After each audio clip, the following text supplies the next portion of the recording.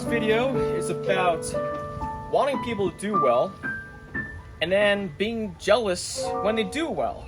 Well, that's something called cognitive dissonance. So this video, it may morph into some subjects that are loosely related to what I said in the first clip, but I want to say that this video is going to be about tearing people up when you should be building them up. If you care about people, if you love them, you shouldn't be nasty to them. You should be nice, and you should build them up. Sometimes tough love is needed, but a lot of time there's too much tough love, and you end up doing the opposite as you intended. Anyway, enjoy the video.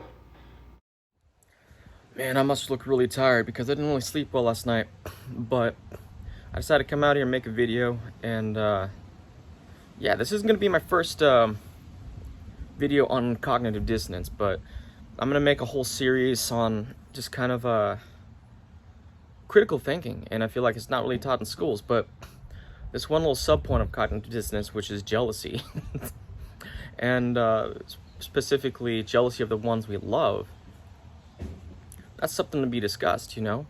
And I feel like it causes a lot of unnecessary pain in people. And let's say if you have like siblings or a cousin or something like that, or even your mom or dad, or even, you know what, even your children, right? If you are wishing them well because you love them, right? But then when they do succeed, like you're kind of like, I don't know, feeling bad about it somehow, and you put them down, like doesn't make any sense. You know what I'm saying? It's two contrary beliefs or actions just kind of like butting against each other. And you know, I like to think about this when I think about cognitive dissonance and kind of dealing with it, is you just kind of compare it to an absolutely ridiculous idea such as unicorns. And the reason why I like to use ridiculous ideas like unicorns, or let's say if you don't believe in Bigfoot or something, or like, let's say you believe in flying, right? Like you can't just fly with your body, right? Or can you? So these ideas, they're collectively known as just kind of being bollocks, as the British people say. And we don't really take them that seriously, even though we may feel them deep inside. You know, we may feel like we want Ariel to be real if we're like, let's say we're 7 or something like that, right? And I use Ariel as a topic of this discussion because everybody has the Little Mermaid on their minds right now. You know, we may feel like unicorns are real when we're 7, but when we're 37 we don't believe that anymore. Or maybe some of us do, and you know, we go and we look back into time and we say, oh, it was the rhinoceros the whole time. But those aren't necessarily cognitive dissonant beliefs, but those beliefs don't make it into reality, you know? So let's say I give you an example. There's this famous movie called Whiplash. And in this movie, there's a guy who's a drummer, and he's in music school for drumming. And he's got this teacher who's a complete asshole. And this teacher does everything he can to get in his way. You know? And who knows what the psychology is behind that kind of abuse. You know, I kind of went to school for music as well. And I faced that kind of thing, and you know what? It set me back, okay?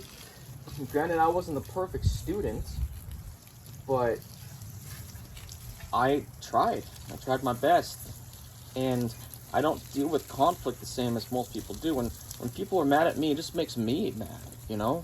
And I'm not the kind of person who can just hide it under my sleeve and suck it up and just kind of be tied to the whipping post and beaten, you know? So in this movie, this guy, there's this very famous scene at the end. They're having dinner or something like that, and he tells him why he was hard on him so much, and it's because all the great jazz artists, Herb Hancock or something, or who else, John Coltrane, or Louis Armstrong, they would have never given up. And I see that in you. And that's why I was so hard on you, man. Because if you gave up, then you wouldn't be one of those guys or something along those lines. As you can see, I'm watering these flowers right now. This is a symbol. This is a symbol, okay? This is a symbol because if you want a flower or a plant to grow, you don't step on it. You give it water. Okay? So the belief that you can break somebody down, as they do in the military, to build them back up, kind of puts you on an evil I just literally, because I think it's evil, I Freudian slipped into saying evil. Put you on an equal playing field as God. You can't build somebody up after you tear down who they are. Okay? You can't do that. They're gonna have mental issues, man. And that's cognitive dissonance. You think you can step on something to make it grow. Sure, that may work for muscles, but it doesn't work for the macro scale of life itself, you know? And that's why it's cognitive dissonance. What do we do with that belief? What we should do is throw it out the window, dude. You know, you believe in unicorns? Do you believe in unicorns? Do you believe in mermaids? Does the existence of mermaids make sense to you? What about unicorns? Is there any archaeological proof that unicorns exist? Or what about like Bigfoot, right? I mean, it's fun to talk about, but most people don't believe Bigfoot exists, even though there's evidence, right? There's actually evidence for Bigfoot. There's footprints and stuff. But there's no proof. Of course, we don't have a carcass. So most people, they just kind of like throw away that idea.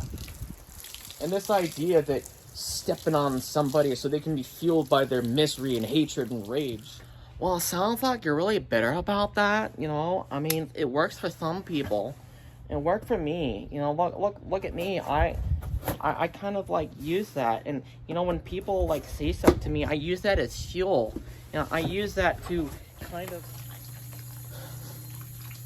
Not all people are born to take orders from unrighteous authority or authority that acts unrighteously. You know?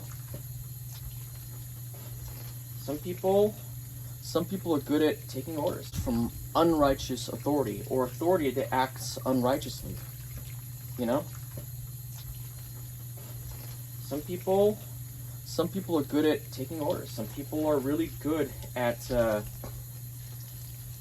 suppose...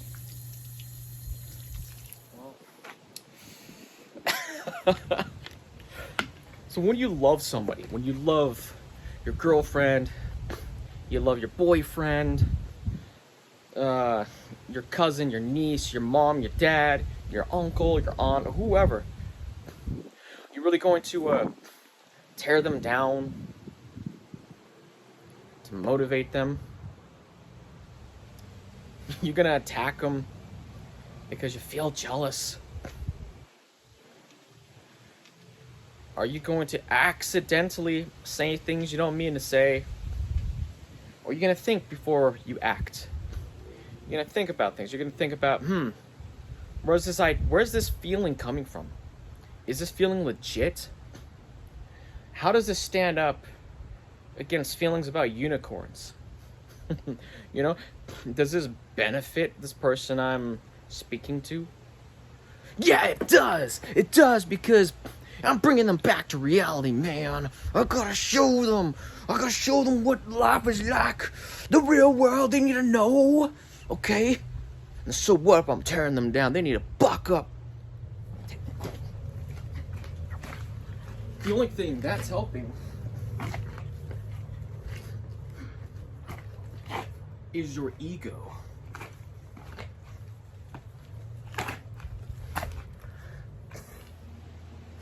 Dude, bro,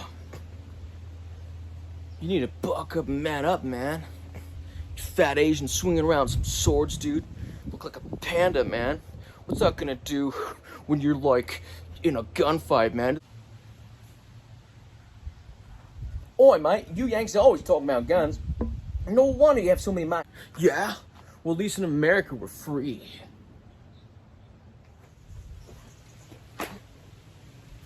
See, dude, bros? That's exactly what I'm talking about. Don't tear each other down. At least try not to. I'm not perfect. Nobody's perfect. And sometimes these things come out of us. And like Jesus said, you know, what goes into a man doesn't defile him, but what comes out. That's paraphrase. I'm not exactly sure what exactly I can't recall off the top of my head. But if you have thoughts that, you know, they may cause a little conflict with inside you, within you, think about them. Think about whether it has cognitive dissonance. Try to have a little balance. Perfectly balanced, just like all things should be. I'm gonna go work out. For real though, I am actually gonna go to the gym right now. But before I go, I want to ask you guys to like and subscribe. And thank you for watching this video. And if you liked it, leave a comment below. If you didn't, just be nice. I'm probably gonna go hit legs and stuff. But anyway, more's on the way. There is like a notification bell, I guess. You can hit that if you really want to be notified next time I make a video, because the YouTube algorithm may not just bump unmonetized people up to the top, because I still need a bunch of watch hours before I'm monetized. That's why there's no ads on my videos yet. So, man, my hand shook when I said that. I must have too much caffeine in me. Anyway, so I better go. But anyway, before I go, thank you. And I'll see you on the next one. More's on the way.